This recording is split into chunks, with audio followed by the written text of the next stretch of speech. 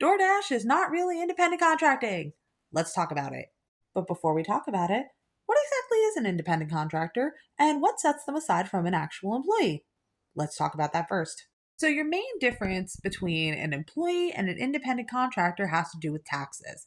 At tax time, your average regular employee will get a Form W 2. A 1099 independent contractor receives a 1099 form. Your average W 2 employee is going to have taxes taken out by the employer, hence why on the pay stub you're going to see gross pay versus net pay. A 1099 independent contractor does not have the luxury of taxes being taken out by their employer's payroll. They're responsible for calculating and deducting their own taxes. I don't know about you, but numbers make my brain hurt, so not a perk. It is not uncommon for employers to misclassify people who should be W 2 employees as 1099 contractors.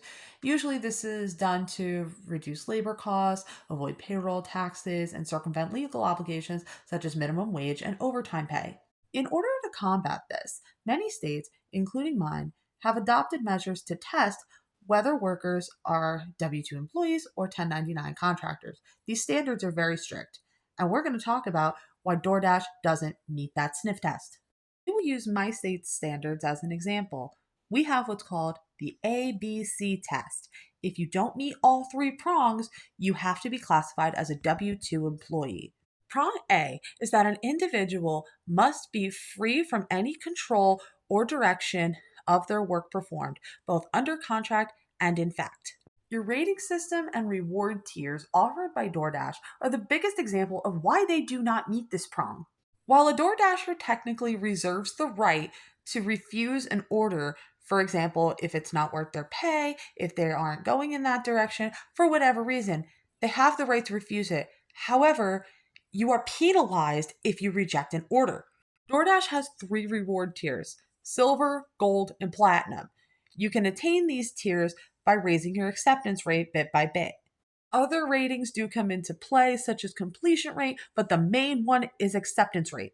Say you reach platinum tier, but you reject too many orders, you can be dropped down to gold or even directly to silver, depending on how your completion rate, acceptance rate, etc., all mingle together to determine your tier, which is also stupid, but that's for another video.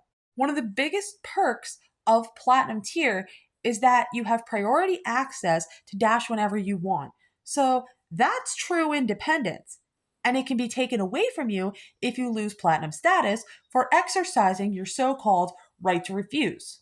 Your completion rate can also be affected if you have to unassign an order that you've already accepted for any reason. If your completion rate drops below 90%, you can be deactivated, which is the equivalent of being fired. So there are two examples of how DoorDash does not meet prong A. Want to hear part two, how DoorDash doesn't meet prong B? Give me a follow.